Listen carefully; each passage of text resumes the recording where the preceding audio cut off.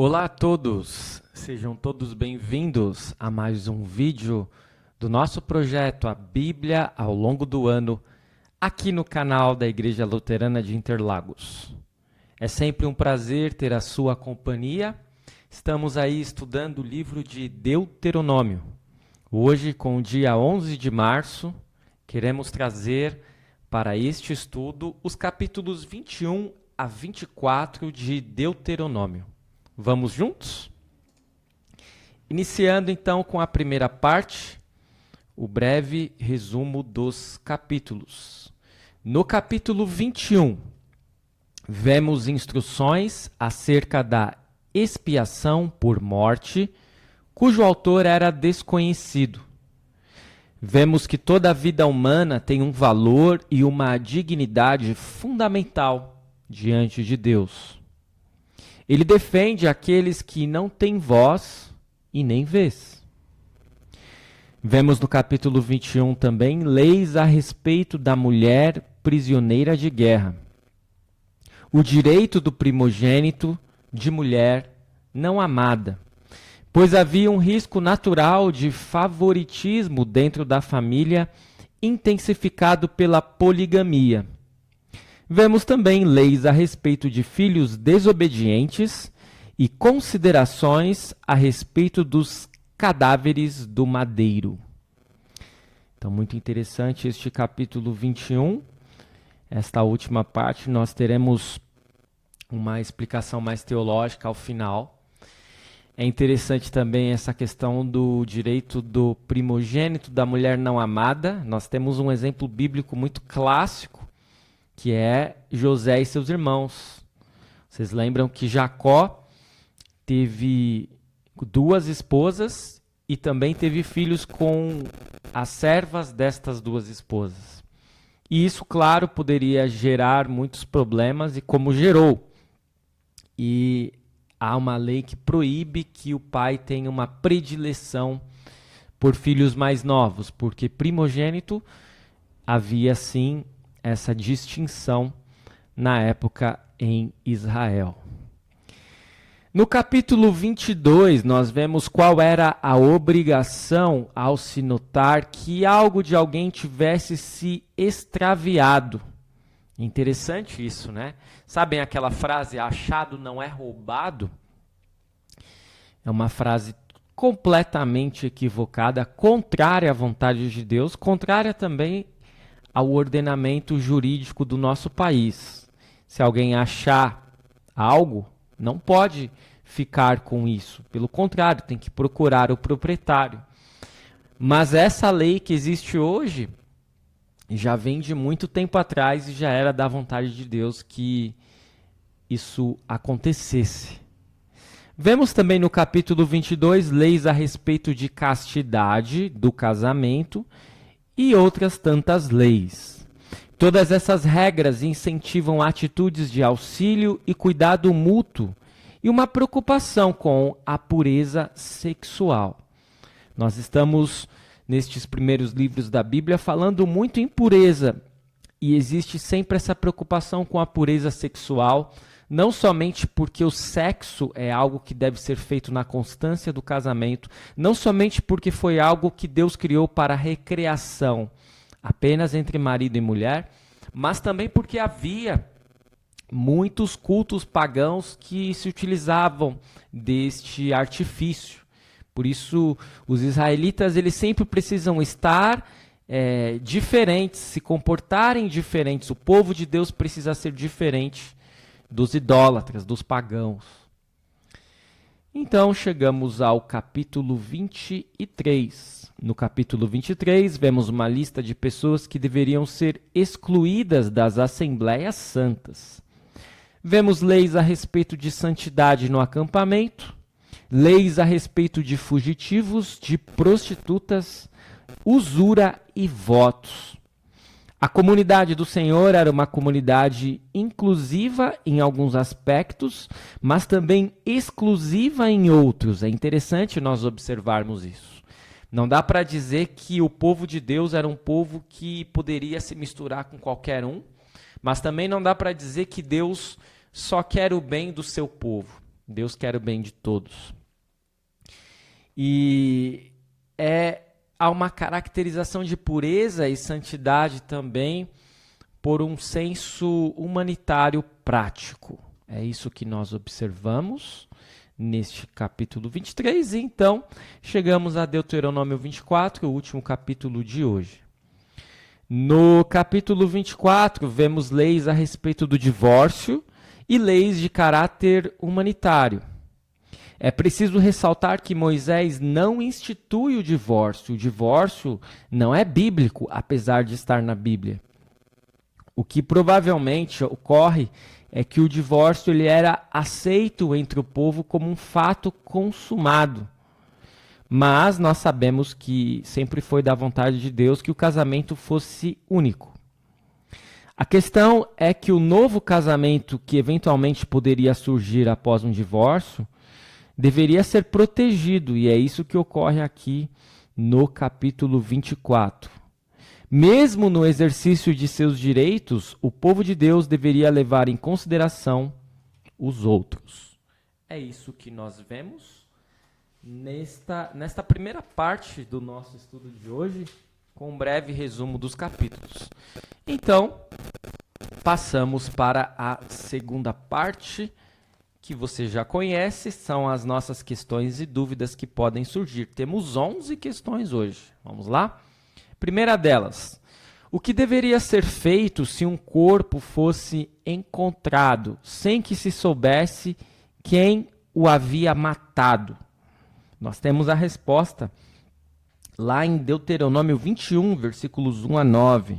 Diz assim: se na terra que o Senhor seu Deus lhes dá, para que tomem posse dela, alguém for achado morto, caído no campo, sem que se saiba quem o matou, os anciãos e os juízes devem sair e medir a distância entre o morto e as cidades ao redor.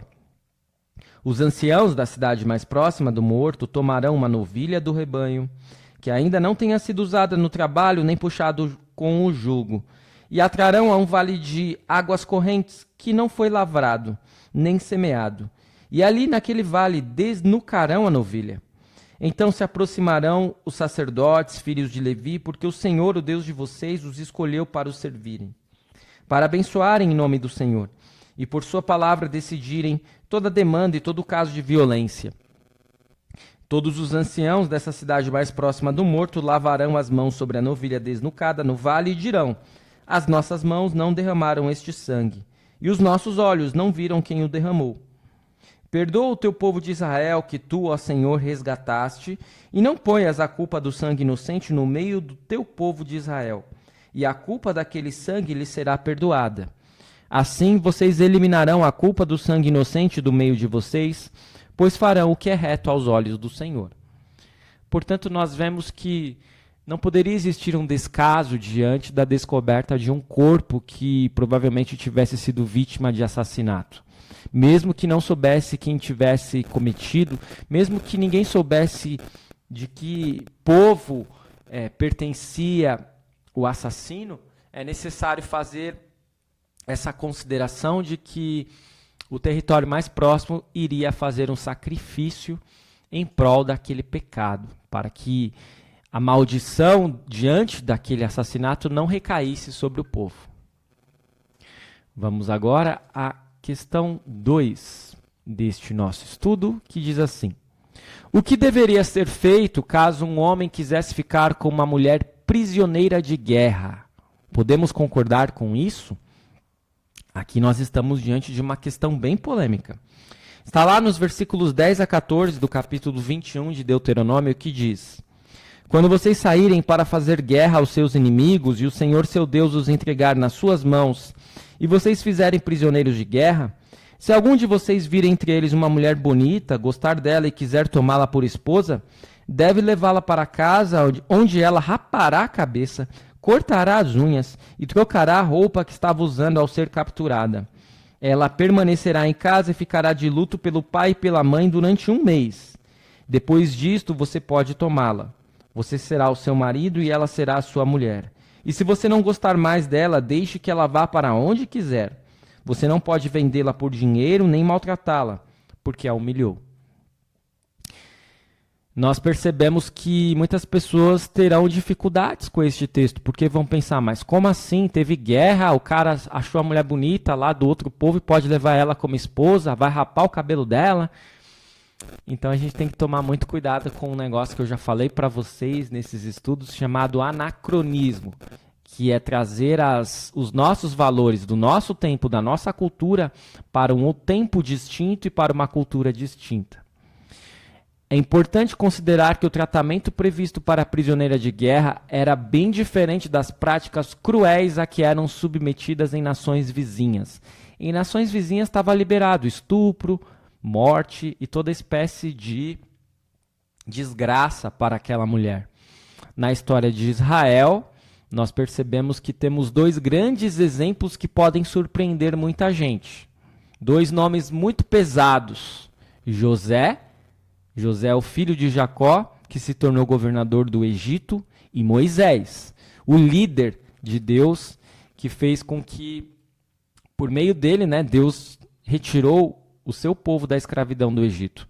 Esses dois grandes homens, grandes personalidades da Bíblia, do Antigo Testamento, não se casaram com uma mulher hebreia, mas se casaram com mulheres estrangeiras. José com uma egípcia, Moisés com uma midianita. E assim nós percebemos que Deus abre algumas exceções, e muitas vezes ele fala que os homens não podem casar, os israelitas não podem casar com as estrangeiras, mas em outros momentos isso é possível. Agora, percebam que se um homem vai pegar uma mulher que era refém de guerra e vai levá-la para casa para depois maltratá-la, para depois violentá-la, para depois vendê-la, isso a lei de Deus proíbe terminantemente. E não era algo que era proibido entre as nações idólatras vizinhas. Veja como o tratamento é diferenciado. Por isso, a gente tem que tomar muita cautela com esse texto que nós lemos para não incorrermos em equívocos de interpretação. Questão 3. O que deveria ser feito com um filho desobediente? Esse é um texto um pouco pesado, né? Vamos lá? Deuteronômio 21, 18 a 21 diz assim: se alguém tiver um filho teimoso e rebelde, que não obedece à voz de seu pai, nem à voz de sua mãe, e mesmo quando castigado não lhes dá ouvidos, seu pai e sua mãe o pegarão e o levarão aos anciãos da cidade, junto ao portão daquele lugar. E dirão: este nosso filho é rebelde, teimoso, não dá ouvidos à nossa voz, é comilão e beberrão. Então todos os homens da cidade o apedrejarão até que morra. E assim vocês eliminarão o mal do meio de vocês. Todo Israel ouvirá e temerá. Nós percebemos aqui que qual mandamento está em evidência? Vou deixar alguns segundos aí para você pensar. Acertou quem pensou que o mandamento que está em evidência aqui é o quarto mandamento, o primeiro mandamento da segunda tábua, o mandamento mais importante em relação ao nosso relacionamento horizontal, nosso relacionamento com o próximo. Por isso, é muito importante que os filhos obedeçam aos seus pais. Se existe um filho rebelde que se recusa a fazer isso, a lei de Deus ela é muito clara e ela é até pesada para nós, mas ela é justa. Os filhos não poderiam de forma alguma desobedecer os seus pais. Questão 4. O que deveria acontecer com alguém que tivesse sido condenado ao madeiro? Qual era a sua condição e como ele deveria ser considerado? E que ligação isso tem com Jesus? Vamos pegar o texto, está lá em Deuteronômio 21, versículos 22 e 23, onde nós lemos: se alguém tiver cometido um pecado que é passível da pena de morte, tiver sido morto, e vocês o pendurarem no madeiro, o seu cadáver não deve permanecer no madeiro durante a noite. É preciso sepultá-lo no mesmo dia, pois o que for pendurado no madeiro é maldito de Deus. E assim vocês não contaminarão a terra que o Senhor seu Deus lhes dá por herança. É muito interessante como nós já temos uma previsão como esta no 5º livro da Bíblia, naquilo que nós podemos dizer a pré-história bíblica, né? Porque Jesus viria a ser crucificado muito tempo depois. mas já havia essa consideração de que aquele que fosse pendurado no madeiro era um maldito de Deus. E vai ser exatamente o que vai acontecer com Jesus. Jesus será um maldito. E não me entenda mal. Eu amo Jesus assim como você, senão você não estaria aqui. Mas ele se faz de maldito no sentido de que ele vai carregar os nossos pecados. E por isso ele vai parar na cruz. Certo? Então tem uma forte ligação com Jesus esse texto. E infelizmente Jesus teve que passar por isso pelos meus, pelos seus, pelos nossos pecados. Mas nós sabemos que se não fosse isso, nós não teríamos perdão, vida e nem salvação. E é por isso que nós podemos agradecer a Deus.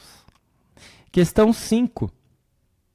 O que deveria ser feito ao se constatar que um animal de um vizinho ou qualquer pertence seu tivesse se extraviado? E deveria ser comunicado imediatamente. Não havia possibilidade de omissão. Então aí nós percebemos o cuidado de Deus com os bens do próximo. Questão 6.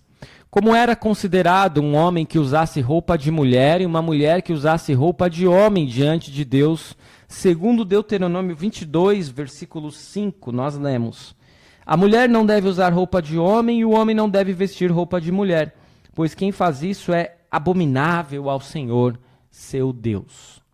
Tal conceito perdura para os dias de hoje? Temos que ir com cautela aqui, porque nós sabemos que muitas denominações vão levar esse versículo a ferro e fogo. A mulher só pode usar saia, a mulher só pode usar vestido, apenas o homem irá usar calça, ele irá usar terno. Nós temos até isso bem marcado nestas igrejas, e as pessoas normalmente vão a essas igrejas, os homens de roupa social, de terno e gravata, e as mulheres de vestido, de saia longa, né? Mas o que nós percebemos é que não é exatamente isso que esse texto está dizendo. Era algo da época, né? Mas se nós observarmos bem, os homens não se vestiam de forma tão diferente das mulheres naquela época até. Porque era aquele mesmo roupão, aquele mesmo vestidão, né? Com, claro, pequenas diferenças. Mas o que percebemos é que o homem não deve fazer papel de mulher, no sentido de vestimentas e de aparência, né? Maquiagem, o estilo do cabelo, e também o contrário, a mulher não pode fazer o papel do homem. E nós vivemos em uma sociedade que a mulher já teve muitas conquistas e que eram necessárias que realmente houvesse, mas que muitas vezes a mulher tem se vestido como homem e muitas vezes os homens têm se vestido como mulher, né? E acho que esse parâmetro ele não pode ser completamente transformado sob pena de nós incorrermos em equívocos contra a vontade de Deus. É claro que alguém poderia argumentar, mas isso aqui é Antigo Testamento, pastor, hoje as coisas são diferentes. Sim, não tem problema a mulher usar uma calça, né? Não tem problema o homem usar uma camiseta rosa, mas venhamos e convenhamos, um homem não vai usar vestido, uma mulher não vai usar terno, porque, e muito menos roupas íntimas um do outro, né? Então, nesse sentido, não faz realmente, nós não podemos nos desvirtuar completamente dos preceitos que estão aqui. Questão 7. O que deveria ser feito com um homem e uma mulher que fossem comprometidos e adulterassem? Temos a resposta no texto de Deuteronômio 22, versículo 22, que diz: se um homem for encontrado deitado com uma mulher que tem marido, ambos devem ser mortos. O homem que se deitou com a mulher e a mulher. E assim vocês eliminarão o mal de Israel. E assim nós percebemos que era uma pena capital para alguém que cometesse adultério. Deveríamos manter esta condenação nos dias de hoje? É uma questão bem polêmica. Talvez alguém diga que sim. A verdade é que hoje nós vivemos em uma sociedade diferente, não há mais essa necessidade.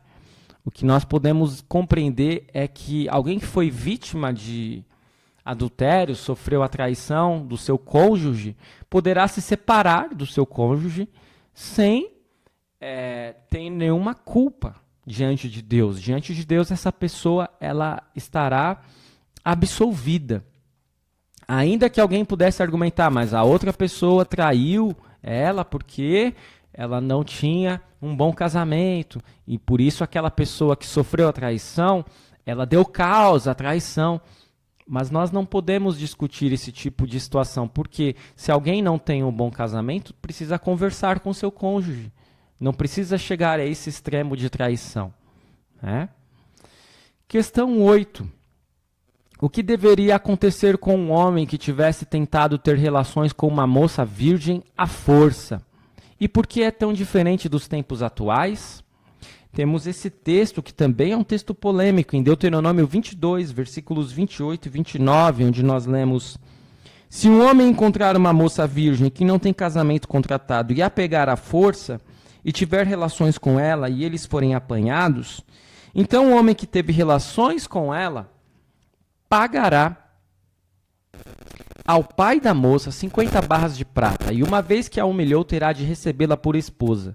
Não poderá mandá-la embora durante a sua vida. A gente olha para esse texto e fica estarrecido. Como assim?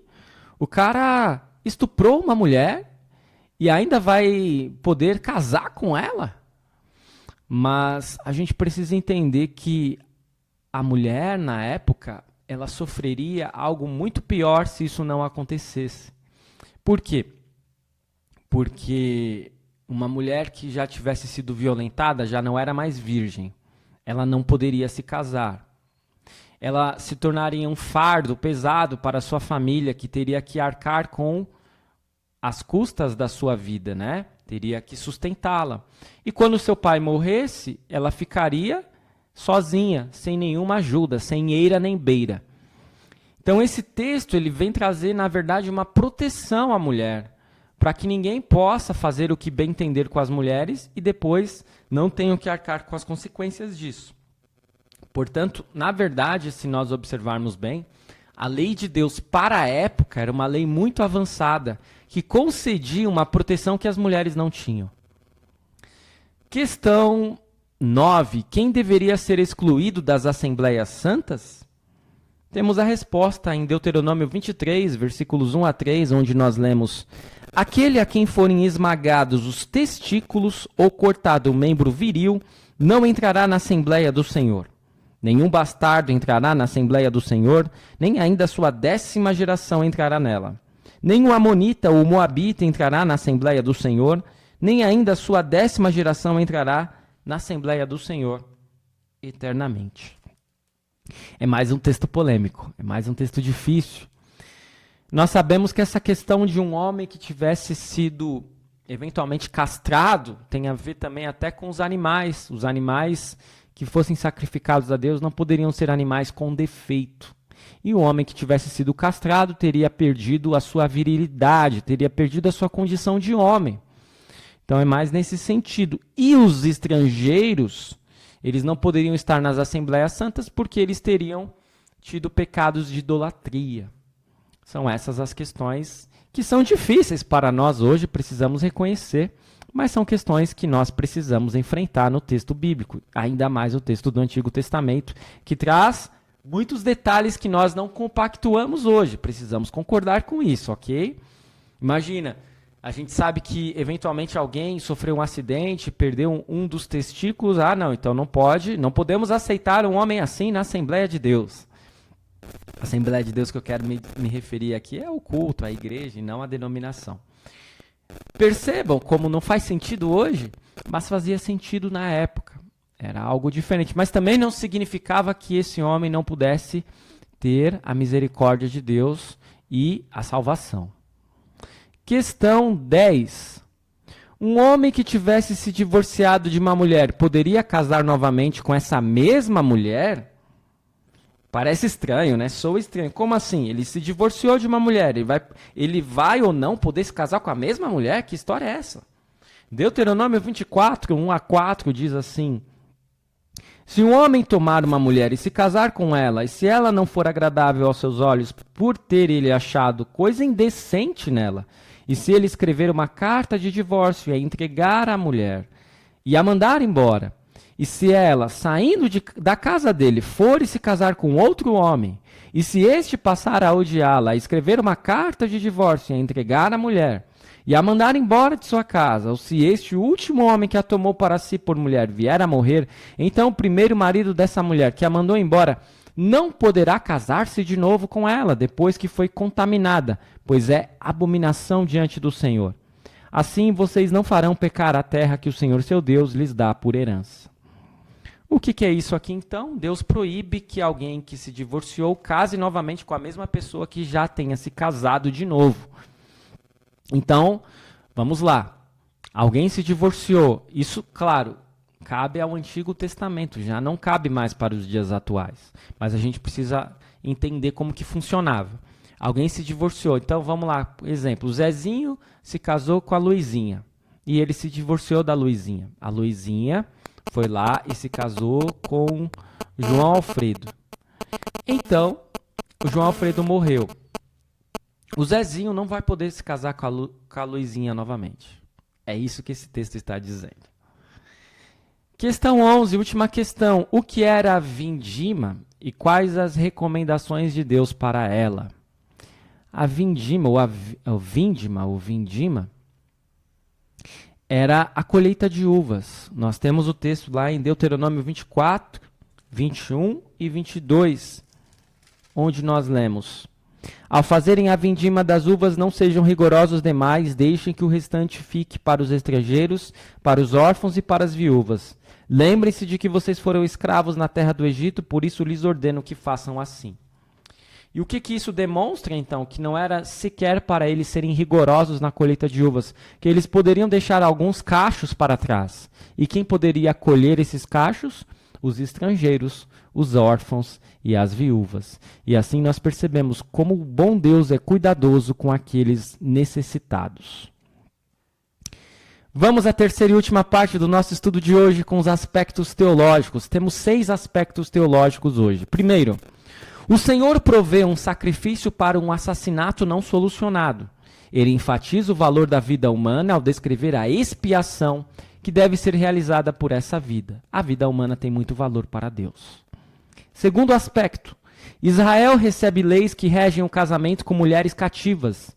Deus espera que Israel haja de forma diferente que o mundo à sua volta, que fazia o que quisesse com as mulheres que eram reféns de guerra. E em Israel isso não pode acontecer. Terceiro aspecto teológico. Os criminosos executados não devem ser deixados pendurados, mas enterrados no mesmo dia. Eles são amaldiçoados por Deus e contaminarão a dádiva divina da terra da promessa, a qual Deus havia santificado. Deus concedeu a Israel e também a nós a dádiva de um Salvador, seu Filho, que foi pendurado no madeiro para nos redimir. Ele nos santifica da maldição da lei, tornando-se maldição por nós. Quarto aspecto teológico. São fornecidas leis a respeito do casamento, promiscuidade, adultério, estupro e adultério incestuoso. Estas leis protegem indivíduos, a integridade da unidade familiar e a estabilidade social e a pureza da nação. Nosso Deus nos abençoou com a instituição do casamento para prover família, companheirismo e um meio agradável a Deus de satisfazer o desejo sexual. Tal união íntima é, na verdade, um reflexo da unidade que Deus estabelece conosco por meio da fé no relacionamento da igreja, a noiva, com Cristo, o noivo, que a si mesmo se entregou por ela. É muito importante, então, nós percebermos como que Deus dá valor à família e ao casamento. E, ao mesmo tempo, como o casamento ele é uma parábola da relação entre Cristo e a igreja. Quinto aspecto teológico. Quando Israel estava em guerra, a presença do Senhor entre eles deveria ser reconhecida e respeitada, conservando santo o acampamento, livre de qualquer coisa impura e indecorosa. Deus sempre está conosco, por isso não nos atrevemos a viver como se Ele não estivesse presente ou de um modo que o desonre.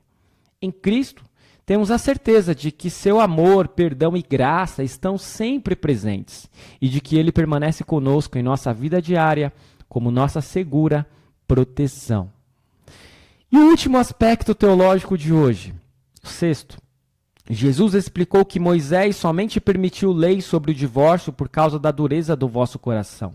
A dureza de coração de Israel forçou Moisés a conceder leis de divórcio, apesar de todas as leis sobre família e moralidade que o Senhor já havia dado por meio de Moisés. O divórcio jamais será da vontade de Deus, mas aqueles que já passaram por isso, sintam-se acolhidos por Deus. Deus sabe que você não se casou para se separar. Ele entende que os seus pecados, aquilo que você eventualmente cometeu e que eventualmente possa ter levado ao fim do seu casamento, se você está verdadeiramente arrependido de seus pecados, você tem perdão. E se eventualmente você foi vítima de adultério ou você foi vítima de abusos em seu casamento, Deus estará ainda mais com você, consolando e lhe dando a certeza de que você não está sozinho, de que Ele é por você.